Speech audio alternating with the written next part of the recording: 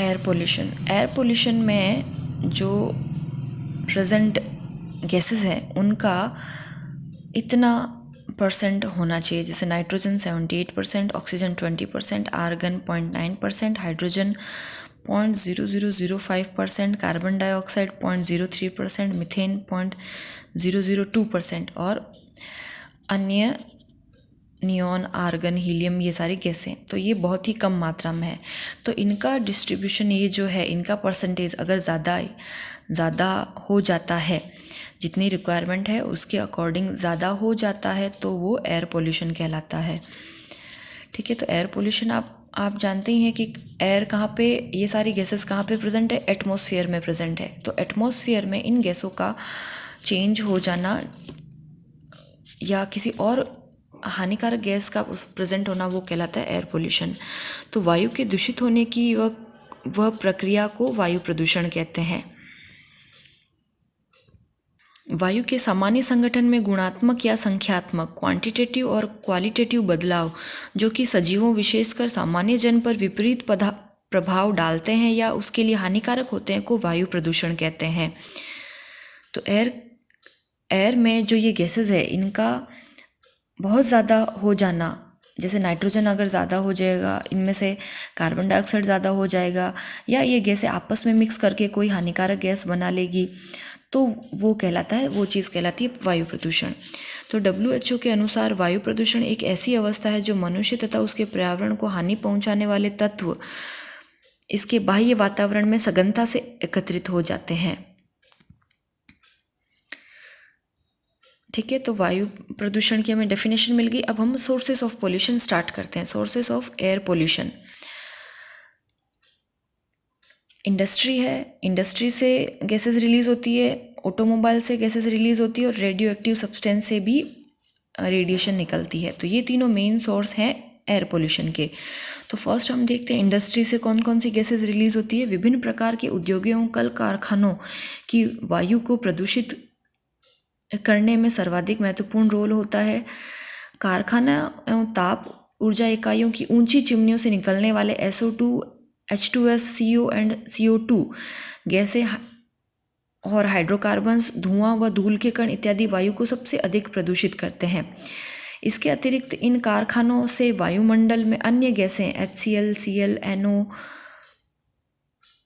जस्ता, सीसा, तांबा, आर्सेनिक के ऑक्साइड भी छोड़े जाते हैं। आप देखते हैं कि जहाँ पर भी इंडस्ट्रीज, फैक्ट्रीज डेवलप है, उसके आसपास वाले प्लांट्स पर भी एक जो है ब्लैक जो परत जम जाती है उनकी लीफ पर भी, या जो ये स्टोन कटिंग वाली मशीनें हैं जहाँ पर, है ना, अपने कॉलेज के आसपास भी देख सकते हैं, जो भी स्टोन कटिंग की मशीनें हैं, स्टोन क्रशर है, तो उसके आसपास वाले प्लांट्स, जो पेड़ पौधे लगे हुए, उन पर भी वाइट जो है लेयर जम जाती है। तो ये सारे एयर के पोल्यूटेंट्स हैं। सेकंड हम देखते हैं मोटर गाड़ियाँ या स्वचालित वाहन या ऑटोमोबाइल्स, गाड़ियों से निकलने वाला धुआं, और उसमें गैसें भी मिक्स होती हैं। तो जैसे जितनी ज़्यादा रिक्वायरमेंट होगी, डेवलप होगी कोई भी सिटी या पॉपुलेशन ज़्यादा होगी, तो उसके अकॉर्डिंग 4 व्हीलर या 2 व्हीलर भी ज़्यादा अमाउंट में ही होंगे, ज़्यादा नंबर्स में होंगे। तो इनसे निकलने वाला जो है धुआं, या डीजल और पेट्रोल से चलने वाली गाड़ियों से निकलने वाले carbon dioxide, carbon monoxide, nitrogen oxide गैसें, वो हानिकारक होती है और इनके हाइड्रोकार्बन्स भी एनवायरनमेंट में छोड़ दिए जाते हैं। तो ये भी एक सोर्स ऑफ पॉल्यूशन है। फिर है रेडियो एक्टिव सब्सटेंस। तो नाभिकीय विस्फोट एवं आणविक हथियारों के परीक्षण के अंतर्गत रेडियोधर्मी पदार्थ उत्पन्न होते हैं, जैसे अल्फा, बीटा और गामा रेडिएशन। ये जो है रेडिएशन दिखाई नहीं देती है, लेकिन ये एयर पोल्यूशन में ही शामिल की जाती है। तो ये किरणें भी स्वास्थ्य के लिए हानिकारक होती है। फिर हम देखते हैं एयर पोल्यूटेंट्स क्या क्या है। तो एयर पोल्यूटेंट्स को 2 पार्ट में डिवाइड किया गया है, primary air pollutants and secondary air pollutants. तो पहले हम प्राइमरी पोल्यूटेंट्स देख लेते हैं। तो हमने पहले ही रीड किया था कि प्राइमरी एयर पोल्यूटेंट्स क्या होता है, जो डायरेक्ट ही सोर्स से रिलीज़ किए जाते हैं एटमॉस्फेयर में, तो वो तो कहलाते हैं प्राइमरी पोल्यूटेंट्स। और किन्हीं 2 प्राइमरी पोल्यूटेंट्स से मिलकर रिएक्शन के थ्रू जो सब्सटेंस बनते हैं उन्हें सेकेंडरी पोल्यूटेंट्स कहते हैं। तो वे सभी प्रदूषक पदार्थ जो चिन्हित या पहचान योग्य स्रोतों से सीधे ही उत्सर्जित कर दिए जाते हैं, वायुमंडल में मिक्स कर दिए जाते हैं, उन्हें प्राथमिक प्रदूषक कहते हैं। इनमें कौन कौन से हैं? कार्बन कंपाउंड, तो जिसमें कार्बन शामिल है वो, तो कार्बन डाइऑक्साइड और कार्बन मोनोऑक्साइड, ये जो मेन गैसेज हैं। और इसके अलावा डीजल, पेट्रोल, कोयला, मिट्टी का तेल, लकड़ी, ये सारे इनको जलाने के पश्चात जो धुआं बचता है वो भी कार्बन के यौगिकों में शामिल है। तो कार्बन मोनोऑक्साइड का उत्पादन कहाँ से होता है? तेल शोधक कारखानों से, स्टील उद्योग से, इनसे। फिर है सल्फर कंपाउंड्स। तो सल्फर कंपाउंड में कौन कौन से? Sulphur dioxide, hydrogen sulphide gas, carbon sulphide, H2SO4, sulphuric acid, dimethyl sulphide, carbonyl sulphide, ये सारे सल्फर कंपाउंड है। तो सल्फर के ऑक्साइडों को सर्वाधिक हानिकारक वायु प्रदूषण माना गया है। कोयला तथा पेट्रो पदार्थों के जलने पर ये सल्फर यौगिक SO2 बनाते हैं। कोयला और पेट्रोलियम जलाने के पश्चात भी सबसे पहले जो है हाइड्रोजन सल्फाइड गैस रिलीज होती है, जो आगे चलकर सल्फर डाइऑक्साइड में कन्वर्ट हो जाती है। तो हाइड्रोजन सल्फाइड ये है, ऑक्सीजन के साथ मिलकर ये SO2 बना लेगी। SO2 फिर वापस वाटर के साथ मिक्स होकर सल्फ्यूरिक एसिड बना लेती है। सल्फ्यूरिक एसिड वापस सल्फ्यूरस एसिड है H2SO3। सल्फ्यूरस एसिड दो सल्फ्यूरस एसिड के कंपाउंड और ऑक्सीजन के साथ मिलकर सल्फ्यूरिक एसिड बनाती है, जो डेंजरस या स्ट्रॉन्ग एसिड है। थर्ड हम देखते हैं नाइट्रोजन कंपाउंड। तो नाइट्रोजन के ऑक्साइड्स जैसे nitrogen oxide, nitrogen dioxide, nitrous oxide, ये सारे जो है ऑटोमोबाइल से, मोटर गाड़ियों से, गैसोलीन के दहन से रिलीज होते हैं। फिर है फ्लोराइड के यौगिक। तो इन प्रदूषकों पदार्थों को एल्यूमिनियम उत्पादन उद्योग, फॉस्फेट उर्वरक उद्योग, फ्लोरिनेटेड प्लास्टिक, यूरेनियम आदि की इंडस्ट्री से इसको फ्लोराइड को रिलीज किया जाता है। फिर है हाइड्रोकार्बन्स। तो हाइड्रोजन व कार्बन युक्त यौगिकों को हाइड्रोजन कहा जाता है, जैसे मीथेन, बेंजीन और बेंजोपायरिन, ये ऑटोमोबाइल से ही निकाले जाते हैं। फिर है मेटल्स।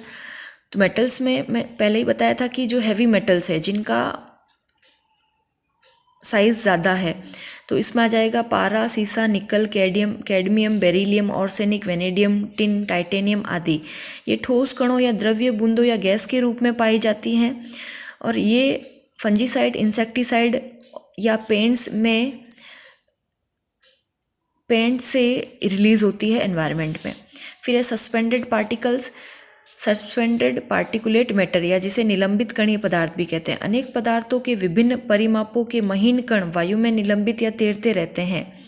इनको 100 माइक्रोन से कम व्यास वाले कण अधिक मात्रा में पाए जाते हैं।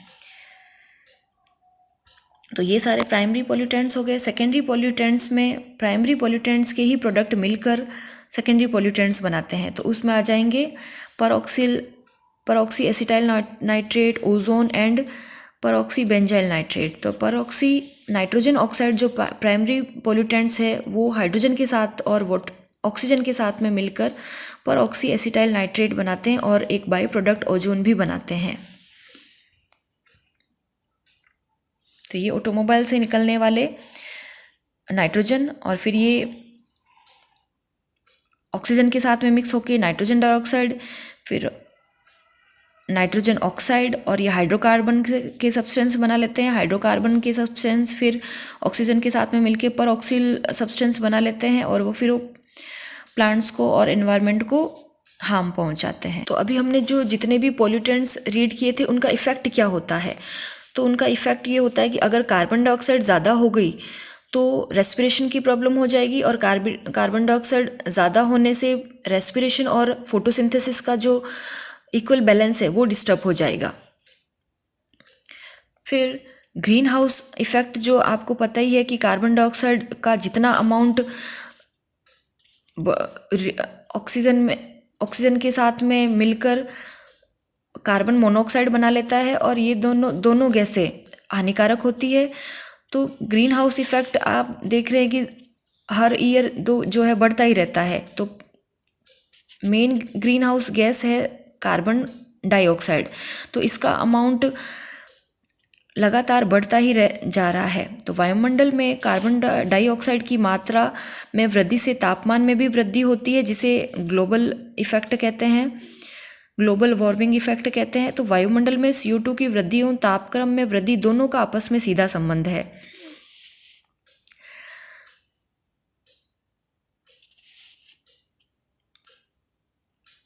तो ग्रीन हाउस इफेक्ट वो है कि वायुमंडल में उपस्थित CO2 की परत एक प्रकार से पौधघर या बगीचे में उगाए जाने वाले ग्रीन हाउस या ग्लास हाउस का काम करती है।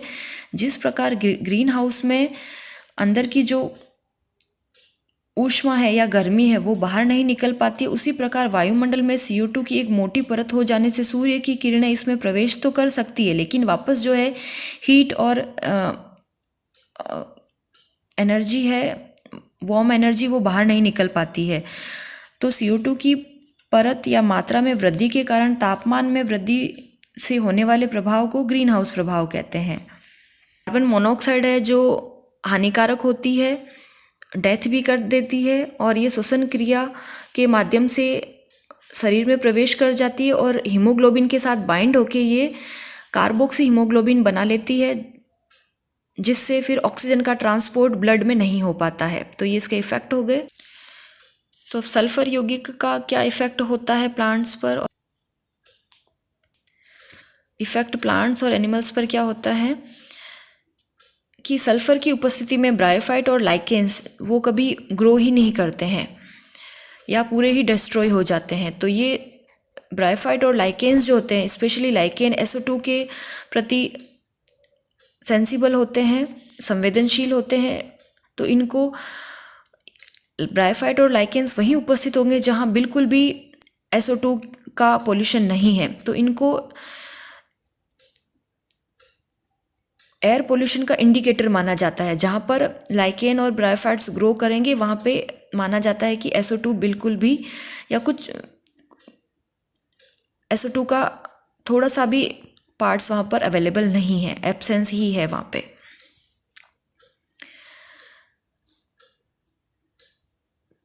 तो SO2 की ज़्यादा मात्रा एसिड रेन में प्रेजेंट होती है, जिसे अम्लीय वर्षा कहते हैं। तो अम्लीय वर्षा से ताजमहल या जो भी मार्बल या वाइट जो बिल्डिंग बनी हुई है वो जो है उसका येलो कलर हो जाना SO2 की उपस्थिति से ही होता है। जैसे आपने देखा होगा या न्यूज़ में सुना होगा कि ताजमहल जो है जैसा पहले था वैसा भी क्लीन नहीं रहा है, उसकी जो बाहरी जो दीवारें हैं वो येलो और ब्लैक होने लग गई, वो एसिड रेन की वजह से है। तो एसिड रेन में भी SO2 एंड NO2 प्रोडक्ट शामिल होते हैं।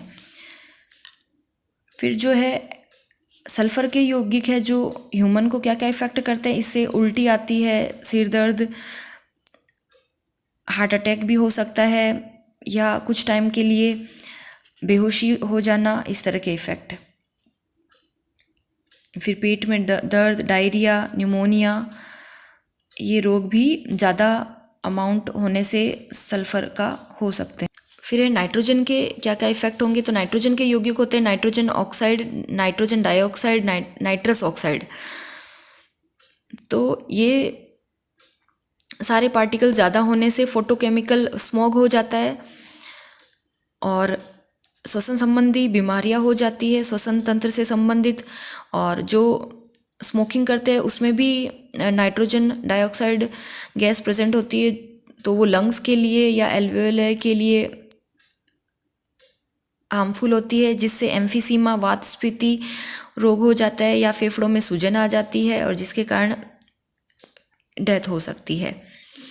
और नाइट्रोजन डाइऑक्साइड की अधिकता भी प्लांट्स की लीफ के लिए हार्मफुल है, उसमें प्लांट की लीफ जो है पहले ही गिर जाती है। और ये अम्लीय वर्षा एसिड रेन में का बताया था कि सल्फर, नाइट्रोजन व सल्फर के ऑक्साइड जब फर्स्ट रेन के साथ में मिक्स हो जाते हैं तो उसे एसिड रेन कहते हैं। तो एसिड रेन की होने से एसिड रेन में जो एसिड प्रेजेंट है उससे सॉइल की जो पीएच कम हो जाती है और सॉइल की जो फर्टिलिटी है, उर्वरता है, वो कम हो जाती है। और अगर वही एसिड रेन वाटर बॉडीज़ में मिक्स हो जाएगी तो वाटर में प्रेजेंट एनिमल्स हैं, फिशेस हैं, एम्फीबियंस है, वो भी उनके नंबर्स भी कम हो जाएंगे। फिर है इफ़ेक्ट ऑफ मेटल्स। मेटल्स क्या क्या इफ़ेक्ट डालते हैं कि किडनी और लीवर डैमेज हो सकता है, ब्लड की कमी हो सकती है मेटल्स के बॉडी में जाने से,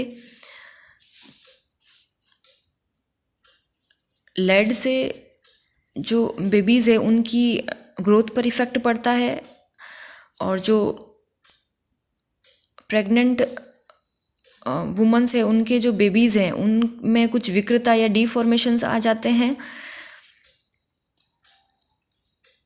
मरकरी जो है ये लीवर, आँख, नर्वस सिस्टम और क्रोमोसोम को भी नुकसान पहुंचाता है। और मरकरी से सिर दर्द, अनिद्रा, एंजाइटी या भूख न लगना, ये सारे हम इफ़ेक्ट देख सकते हैं। फिर है वायु प्रदूषण नियंत्रण के उपाय, control measures of air pollutions. तो जितना हो सके कम ऑटोमोबाइल का यूज़ करना, इंडस्ट्री में कुछ ऐसा सिस्टम लगाया जाए जिससे एयर पोल्यूशन ना हो, उनका स्मोग वहीं पर रिलीज़ हो जाए या कम अमाउंट में रिलीज़ हो, या वहाँ पे स्मोक कलेक्टर लगाया जाए जिससे वो कालिख या जो काला धुआं निकलता है वो वहीं पे कलेक्ट हो जाए और एनवायरनमेंट में रिलीज़ होने से बच जाए।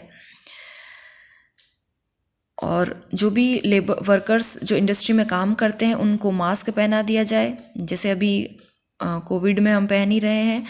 तो उनसे उनसे क्या होगा कि बॉडी में जो है ये पार्टिकल्स जो है बॉडी में एंटर नहीं करेंगे।